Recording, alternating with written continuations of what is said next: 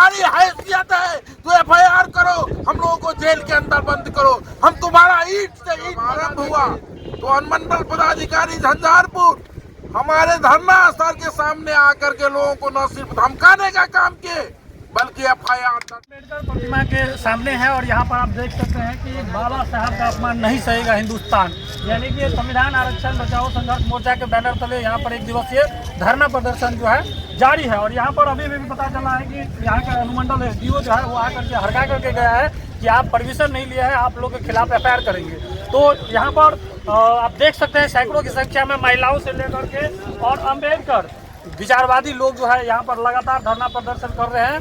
और अनुमंडल प्रशासन के साथ साथ यहाँ पर जो है जो उपेक्षा किया गया है, यानी बाबा भीमराव अम्बेडकर साहब के प्रतिमा का जो लगातार उपेक्षा किया जा रहा है। इन लोगों का कहना है कि यहाँ पर आप विद्यापति का टावर जो है यहाँ पर देखिए कितना जबरदस्त बना दिए है, लेकिन यहीं पर बाबा साहब का भीमराव अम्बेडकर का प्रतिमा है उसको लेकर के यहाँ पर लगातार ये लोग मांग कर रहे हैं कि इसका सौंदर्यीकरण किया जाए। उसके बावजूद भी ना तो सौंदर्यीकरण हो रहा है न ही करने दिया जा रहा है। इन्हीं मुद्दों पर बातचीत करने के लिए हमारे साथ मौजूद है यहाँ पर अधिवक्ता बलराम साहू जी। हम जानना चाहेंगे सर क्या मांग को लेकर के आप यहाँ पर धरना प्रदर्शन कर रहे हैं?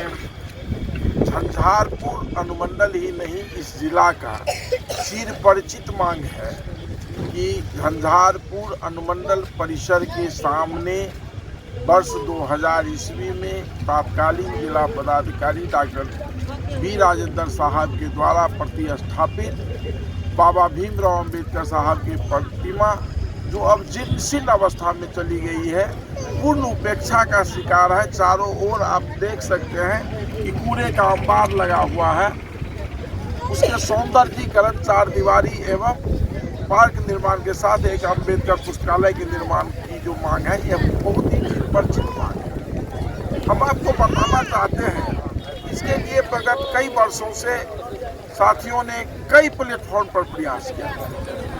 विगत साल तत्कालीन जिला पदाधिकारी के द्वारा नगर प्रशासन झंझारपुर को यह आदेश भी दिया गया कि आप इसके सौंदर्यीकरण का समुचित व्यवस्था सुनिश्चित करें, लेकिन कई कारण हैं।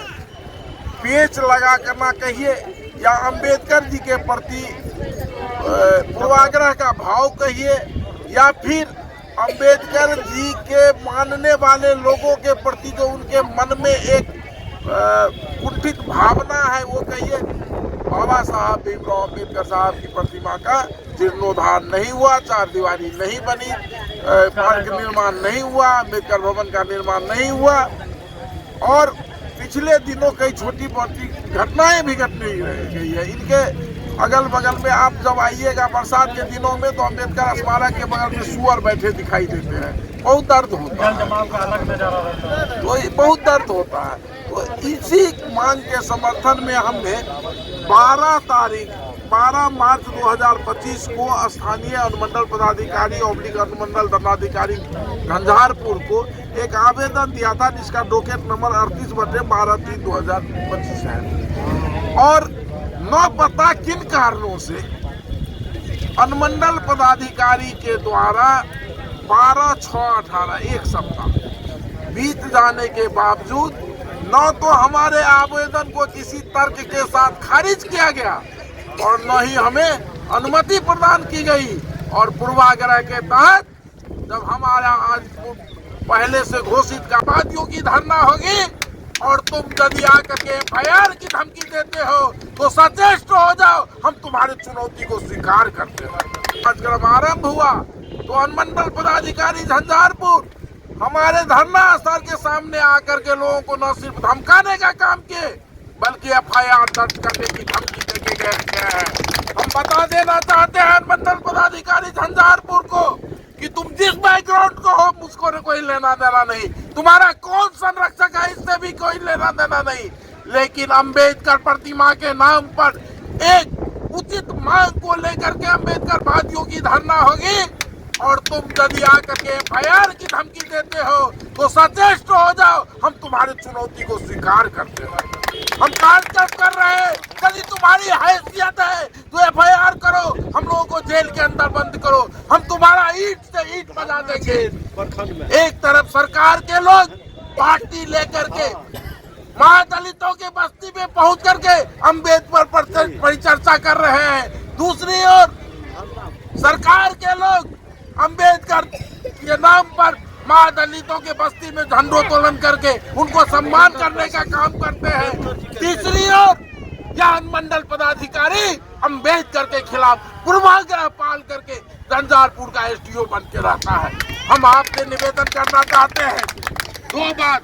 पहली बात, यदि 15 दिनों के अंदर अंबेडकर स्मारक के ऊंचीकरण, सौंदर्यीकरण, पार्क एवं चार दीवारी निर्माण और वो भी विद्यापति टावर से लेकर के ये सामुदायिक शौचालय के बीच में उचित कार्रवाई यदि सुनिश्चित नहीं हुई तो 28 तारीख से हमारे लोग आमरण अनशन की तैयारी करेंगे और फिर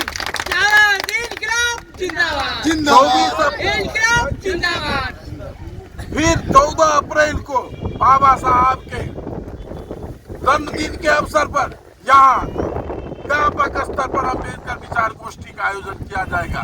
दूसरी ओर हम अनुमंडल पदाधिकारी को चेतावनी देना चाहते हैं कि अपनी मानसिकता को बदलिए, अपनी मानसिकता को बदलिए। इस देश का 90% लोग अंबेडकर के सपूत हैं, अंबेडकर के खानदान के लोग हैं। जिस रोज मन भगट गया तो आपका इलाज हो जाएगा। और किसी राजनीतिक दल की हैसियत नहीं है कि अंबेडकर की उपेक्षा की बात करें। कहां से इसको इतनी ताकत आ गई पता नहीं। न हमारे आवेदन को स्वीकृत करते हो, न खारिज करते हो। अंबेडकर स्थल पर आकर के कहते हो कि धरना करेंगे तो एफआईआर करेंगे। हम इस चुनौती को फिर करेंगे, स्वीकार करें। अंतिम तौर पर आप बगल में देखिए, सांस्कृतिक, मैं मानता हूं कि आज सांस्कृतिक क्रांति का एक पक्ष विद्यापति भी है। विद्यापति टावर का हाल आप घुमाइए, कैमरा को देख लीजिए। ऊंची टावर, सुंदर सा चार दीवारी, रंग बिरंगे बॉल, मिथिला पेंटिंग, अच्छी फूल, उसमें तरह तरह के बैठने के व्यवस्था, उसके बीच में एक पुस्तकालय। क्या बिगाड़ा है बाबा साहब ने तुम्हारा साहब? यदि विद्यापति के नाम पर यह सुसज्जित का कार्यक्रम हो सकता है तो अंबेडकर के लिए क्यों नहीं? इस पक्ष को हम रखते हैं। यदि तुमको किसी तरह की परेशानी है जमीन की, तो यदि विद्यापति टावर के नाम पर जमीन मिल सकती है तो अंबेडकर टावर के नाम पर तुम्हारे खानदान को देना होगा जमीन। सरकार को जमीन उपलब्ध करानी होगी। किसी की हैसियत नहीं है कि इसके सौंदर्यीकरण को रोक दे। और हम वैसे सभी लोगों को आगाह करना चाहते हैं जो वंचित समाज से आते हैं, जिनके हित और सम्मान का संरक्षक है डॉक्टर साहब भीमराव अम्बेडकर साहब, जिसके मान सम्मान और अधिकार के संरक्षक रहे डॉक्टर भीमराव अम्बेडकर साहब। वैसे लोग इस साजिश को समझिए। आइए, हम आपको आमंत्रित करना चाहते हैं झंझारपुर। देखिए विद्यापति टावर को और देखिए अम्बेडकर साहब को। आपको पता चल जाएगा कि इस राज्य में गरीब गुरबा वंचित समाज अकलियत के लोगों को संरक्षण देने वाले बाबा साहब और विद्यापति को मानने वाले 3-4% लोगों के बीच क्या अंतर है।